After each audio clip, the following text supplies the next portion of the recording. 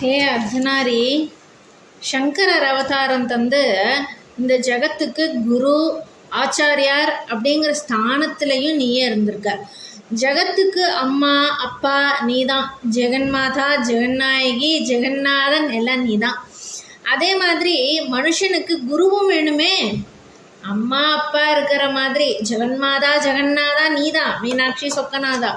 அதே மாதிரி மனுஷனாக பிறந்த ஒவ்வொருத்தருக்கும் அம்மா அப்பா மாதிரி குரு அப்படிங்கிற ஸ்தானத்துலேயும் ஒருத்தர் வேணும் இல்லையா? நீயே ஜகத்துக்கு குருவா சங்கராச்சாரியார் ரூபத்திலையும் ஏற்பாடு பண்ணினேன். அதில் இன்னும் நீ செய்ததை நான் சொல்கிறேன். சொல்ல சொல்ல எனக்கே நல்லா இருக்கு. காலடிங்கிற இடத்துல பிறந்த சங்கரர் சந்நியாசம் எடுத்துண்டு அதற்கு ஏற்ற வழியில் வாழ்ந்துண்டு பாரத தேசம் முழுக்க பயணமாக பண்ணாராம். அவர் காலத்தில் 2 wheeler, car, flight, train, bus, map இதெல்லாம் எதுவும் இல்லை. ஆனால் பாரதத்தை முழு பிரதட்சணமே வந்துட்டாராம். நீ தான் அவருன்னு நான் யாரை சொல்லிட்டு இருக்கேன்? சொக்கநாதா, நீ தான் அவர். உன்னை நீ சொல்லலாம். நீயே குரு ஆச்சாரியார் அப்படிங்கிற இடத்துல உட்காந்துருக்கும் போது உங்களை அப்படின்னு நான் சொல்லுறேன். நான் அவர் அப்படின்னு சொல்லிட்டு இருக்கிறது யாரோ இல்லை, நீ தான் சொக்கநாதா, நீ தான் அவர். அதனால் உனக்கு அது ரொம்ப சுலபமாக வந்தது போல்.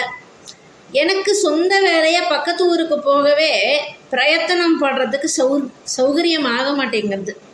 அதுக்கே ஏகப்பட்ட யோஜனை. ஆனால் நீ யூ ஆர் வெரி கிரேட்.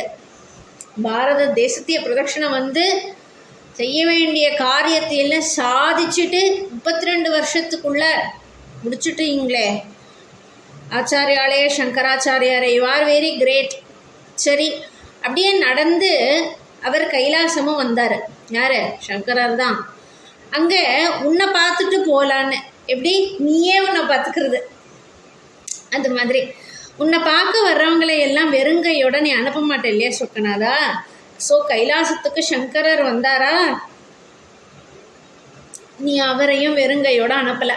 நானாக இருந்தேன்னா என்னை பார்க்க வர்றவங்கள ரசம் சாதம் ஒரு வாய் சாப்பிட்டு போங்க, ஒரு டம்ளர் தண்ணி தரேன் குடிக்கிறீங்களா, ஒரு காஃபி தரேன் குடிக்கிறீங்களா, அப்படி தான் கேட்பேன். எனக்கு அவ்வளோதான் தர முடியும். ஸோ நானாக இருந்தேன்னா தண்ணி குடி, ரசம் சாதம் சமைச்சு போடுறேன், ஏதாவது அச்சு பிச்சுன்னு இவ்வளோதான் சொல்லுவேன். ஆனால் சொக்கநாதா, நீயோ என்ன பண்ண தெரியுமா? சங்கராச்சாரியார் உன்னை பார்க்குறதுக்கு கைலாசத்துக்கு வந்தாரா? சொந்த விஷயங்களை தானே நீ தந்து அருளுவ உன்னை பார்க்க வர்றவங்கள. அந்த மாதிரி சங்கரருக்கு 4 ஸ்பட்டிக லிங்கங்கள் தந்த நீ அவர் கையில். அவரும் அதை உபயோகமாக என்ன செய்யலாம்னு யோசித்தார். அற்ப மனுஷனாக இருந்தால் தானே எல்லாத்தையும் வச்சுட்டு உலகின் சூப்பர் பவர் மேனாக தானே ஆயிடணும் அப்படின்னு படுவான். ஆனால் சங்கரரோ என்ன பண்ணார் தெரியுமா? அதை லோகத்தில் இருக்கிறவங்க எல்லாருக்கும் பயன்படுறதுக்கு ஏற்ற மாதிரி யோசனை பண்ணிகிட்டே வந்துன்னு இருந்தார். அப்போது இன்றைய கர்நாடகாவில் ஒரு இடத்த அவர் கிராஸ் பண்ணி வர்ற மாதிரி ஆச்சு. ரிஷிஸ்ருங்கர்னு ஒரு முனிவர் தவம் பண்ணின பூமி ஸ்ருங்கேரி. இந்த முனிவர் பாதம் பட்ட இடம் மழை நல்லா பொழியுமா. அந்த மலை மேலே ஸ்ருங்க ரிஷி தவம் பண்ணதால் அந்த இடத்துக்கு பெயர் ஸ்ருங்கேரி. அங்கே சங்கரர் ஒரு ஆச்சரியமான நிகழ்வை பார்க்குறார். நல்லா ஜோன்னு மழை கொட்டுறது. நிறமாத கர்ப்பமாக இருக்கும் தவளை. அசையவே முடியலை தவளைனால். அப்போது அதுக்கிட்ட ஒரு பாம்பு வருது. பாம்பு தவளையை பார்த்தா உள்ளே இழுத்து முழுங்கிடும். ஆனால் இந்த பாம்போ என்ன பண்ணிச்சு தெரியுமா?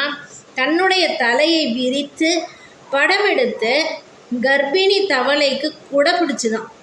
இதை பார்த்த சங்கரர், எதிரிக்கும் தயை காட்டும் இந்த பூமி புண்ணியமானது, இந்த பூமியின் மகத்துவம் அது, இந்த மண்ணின் மகத்துவம் அது.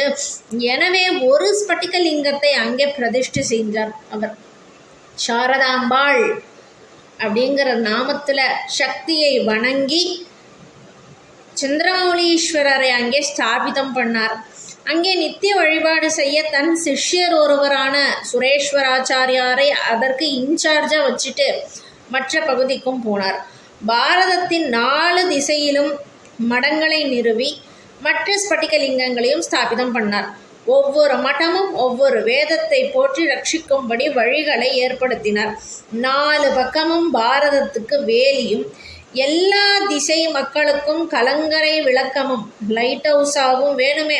தொலைதூர நோக்கம் அவருக்கு, இந்த சங்கராச்சாரியாருக்கு.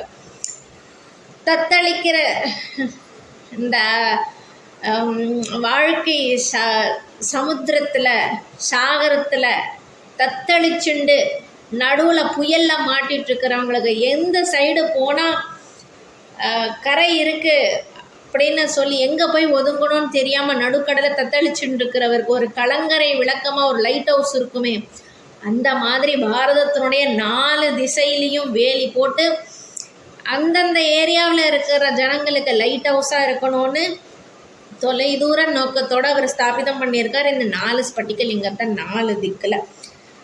இன்னைக்கு வரைக்கும் அவர் சங்கரர், அதாவது சதாசிவனான சொக்கநாதனான நீ ஆரம்பித்து வச்சது தொடர்ந்து பரம்பரையாக இந்த பூமியில் அவதாரம் செய்து,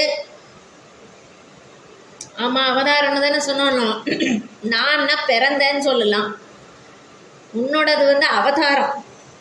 அந்த மாதிரி சங்கராச்சாரியார்கள் பரம்பரையாக அவதாரம் பண்ணி நீ அன்னைக்கு ஆரம்பித்து வச்ச சங்கராச்சாரியார் அப்படிங்கிற அந்த மடத்தை பரம்பரையாக அவதாரம் நடந்துகிட்டே இருக்குது இந்த பாரத புண்ணிய பூமியில். அப்படி நடந்து அந்தந்த மடத்துக்கும் ஜகத்துக்கும் வழிகாட்டியாக இப்போ வரைக்கும் இருக்காங்க. ஏன் நின்றாள் துணை.